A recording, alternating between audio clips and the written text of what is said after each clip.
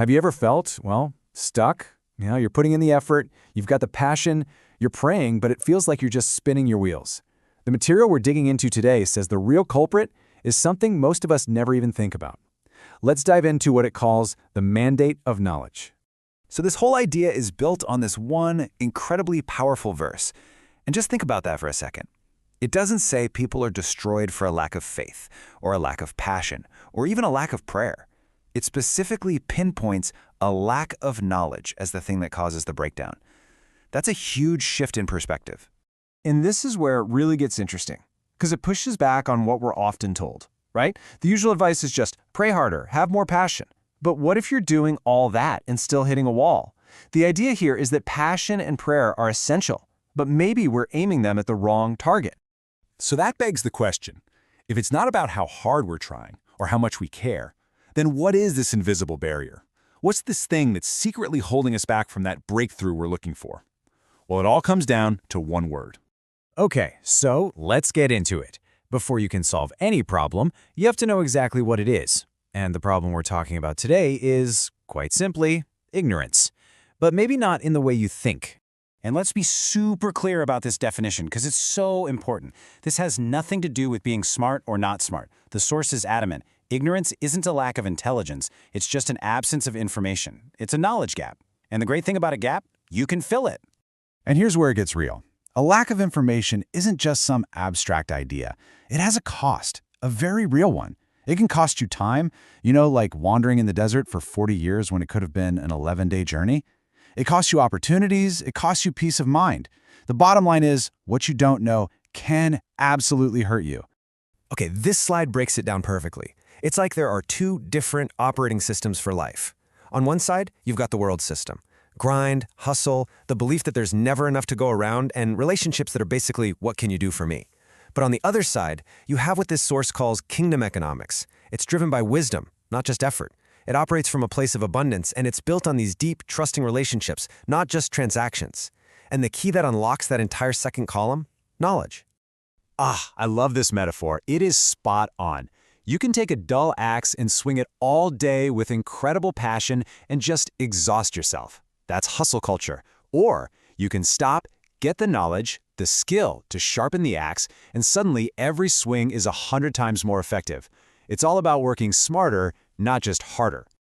So if ignorance is the problem, where does it like to hide? Where do we find these blind spots in our own lives? Well, the source says there are 3 main areas we need to look at.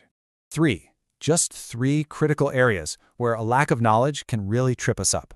And here they are. First up, spiritual ignorance. This is about not truly understanding the foundational principles of your faith. Then there's financial ignorance. And man, this is a big one for so many people. Not knowing the basics of budgeting, debt, how to manage your resources. And third, relational ignorance. Getting stuck in the same destructive patterns, the same arguments, the same broken trust over and over again. And here's the kicker. You don't have to be struggling in all 3 areas. The source makes it really clear that a knowledge gap in just one of these categories, spiritual, financial, or relational, is enough to act like a giant anchor, holding you back from everything else you're trying to do. Okay, so we've talked a lot about the problem. We know what it is, and we know where it hides. The good news is there is a clear, powerful way forward. Let's talk about the solution. This whole idea is backed by a powerful personal story. It starts with a season of total frustration, just hitting a wall despite all the effort. Then comes that light bulb moment, that aha realization. Oh my gosh, the problem isn't my passion. The problem is I just don't know what I'm doing in this area. That one thought sparked a real pursuit of knowledge, reading, finding mentors, learning, and that right there is what led to the breakthrough. It was applied wisdom, not just raw emotion, that finally made the difference. And really, this verse just says it all.